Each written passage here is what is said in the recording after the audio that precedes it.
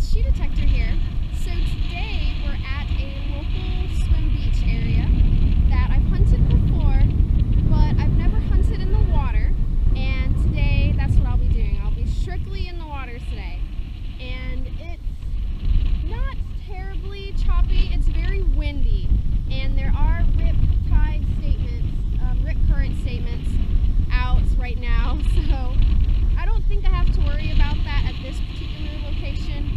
There's a bunch of islands out there that kind of block this beach from getting slammed by the waves. Now over at Clearwater, then yeah, that's definitely something you have to be on the lookout for, but here not so much. So you can kind of see it there behind me.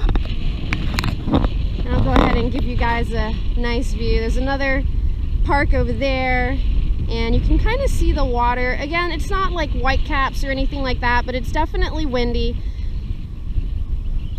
It's a beautiful day out though, not a cloud in the sky. And I think low tide is in about another hour or so. So I'm going to, like I said, I'm going to be strictly in the water today, and with it being low tide, hopefully I'll be able to find some good stuff out there. Again, I've never really hunted in the water at this particular location. I've always mostly done in the wet area and then up here in the dry sand. So today I'm out here again with the white Beach Hunter ID. You can see it there. Very nice sized coil. And again, this machine has a color ID here where it lights up based on what your, what your target is. There it is, beautiful machine. I'm also out here today with Rex, my 8-inch T-Rex scoop. I've got my Raptor handle.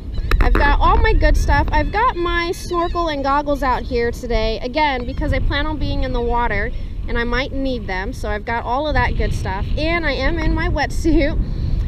We went out on the boat yesterday and the water temperature was, I think, 65, 64-ish. So it is very chilly. And with it being windy, it's gonna make it feel even colder. So I'm in my wetsuit today. So let's see. Now, what I've noticed about this machine when I'm in the water, in the salt water, is that when I have it in all metal mode, it's very, very chattery. All metal in salt water is very chattery. At least that's what I've found on this particular machine. And there's not really a whole lot of settings that you can adjust here. The settings that we have here are ground, sensitivity, and threshold. And then this little toggle switch here lets you go from all metal to disc, or you can reset the machine. So I'm going to try hunting in all metal first and see if I can't adjust the settings to make it not so chattery. Again, I've not really had good luck with that yet, but I really want to try and see if I can't figure something out, because a lot of people have said that they're able to run this machine with minimal chatter. Now, they've not said if they're doing that in all metal mode or in disc mode, so I'm going to see if I can play around with it and get it to not be so chattery in the water while in all metal. So we'll see how that goes. So I'm going to go ahead and get set up, and then we will head out to the water and see what we can find. Alright guys, so I'm in the water. I've been swinging the coil for a few minutes already, and I'm kind of moving back and forth between like mid-thigh deep water and, I don't know, knee deep water. So I'm moving back and forth a little bit, and the machine is relatively quiet.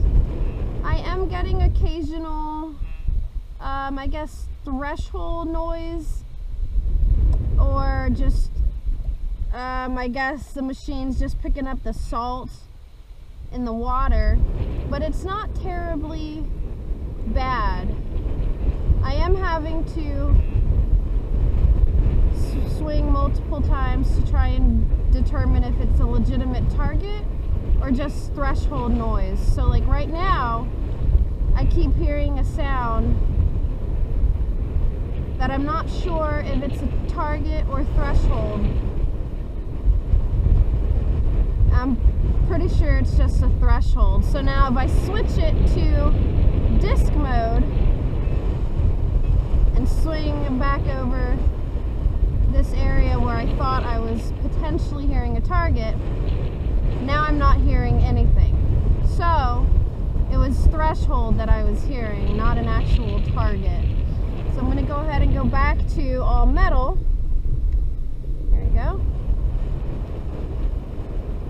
So the machine, it's relatively quiet or stable in all metal. I've got my sensitivity set at the P, so essentially the factory recommended setting for it. My ground is it's about maybe the 11 o'clock position. And it's not super duper chattery, but it is a little chattery. I think if a new person were to be hunting with this machine, it would definitely cause some confusion and a lot of frustration.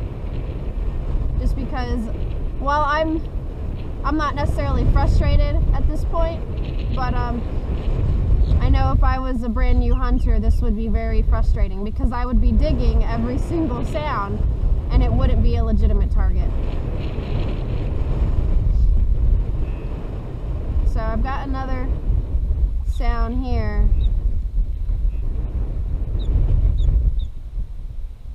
Yeah, that's just threshold. I'm not able to make it repeat consistently. So I'm going to keep hunting till I find a target, and then we'll come back and see what it is. Alright guys, so I've got a target here. I'm thinking this is a relatively large target. So we'll see if we can find what it is.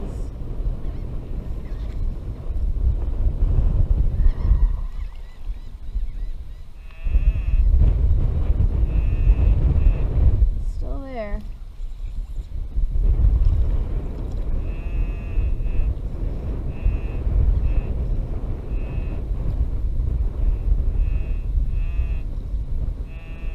I'm going to get out LC, my pinpointer, and see what kind of target we're working with, because it seems relatively large.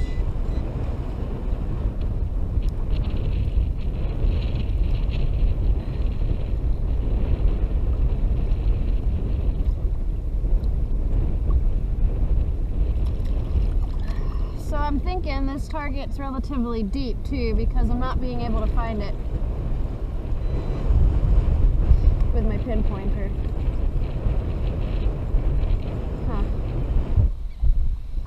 Ugh. Well, guess I'll keep digging it and see if I can figure out what it is.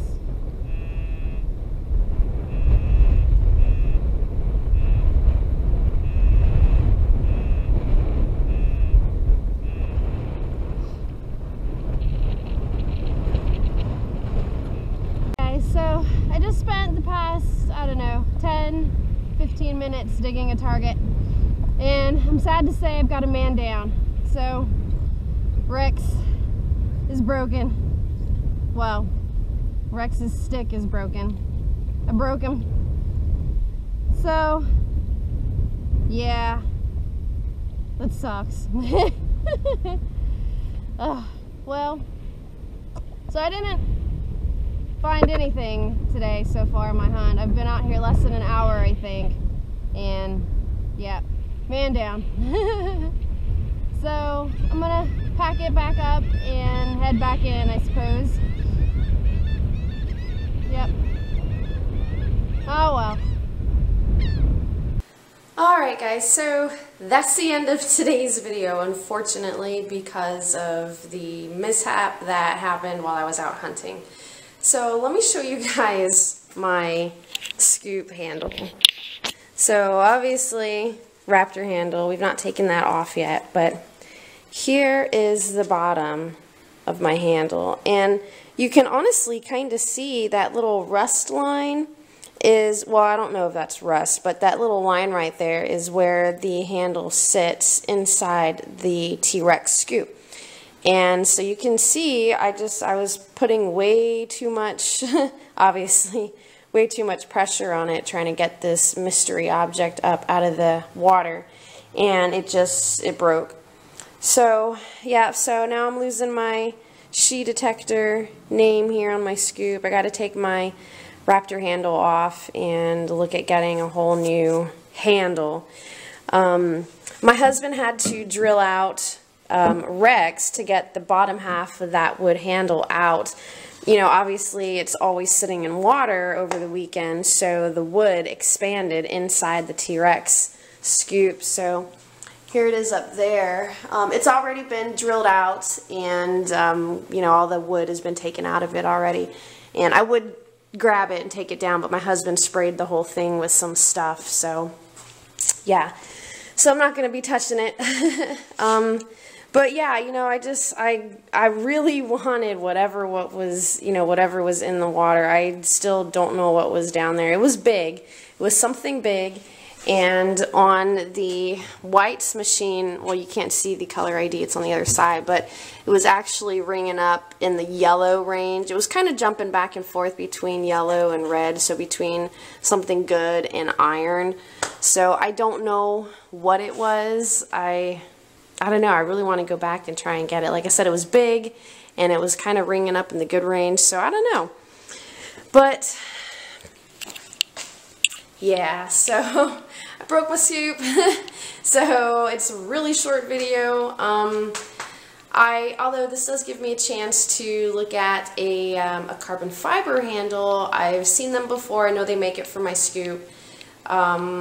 So I'm going to go and poke around on a couple of websites, see what I can find. I think they usually run around 150 bucks or so. So I'll see what I can find, and who knows, I might be upgrading from a wood handle to a carbon fiber. This is a perfect time to do it, so why not? I'll at least check it out. So yeah, sorry I didn't get to show you guys anything. I didn't even find garbage, nothing. So yeah, but you know what? It happens. I've talked to a bunch of guys who've gone out there and broken their scoops, and you know, I didn't have a backup, and honestly it kind of worked out because there were starting to be a lot of people there on the beach. I think low tide was around 10:30, and I was there a little after, yeah, a little right around that time. Perfect time for people to start coming out to the beach and hanging out. So yeah, oh well, what are you gonna do? So yeah, I guess if you have any questions or comments, go ahead and leave them in the comment section below. Also have a look at my Facebook page, Instagram page, and whatnot. I have links for those in the description below. And in case you didn't know, I have made some stickers, and I'll post pictures of those right now. So here's the first sticker.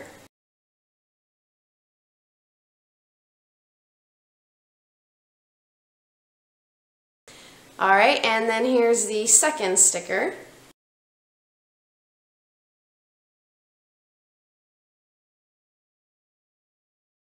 So if you like either of those and you would like to get one, I've included an Etsy link in the description down below, so make sure to check those out.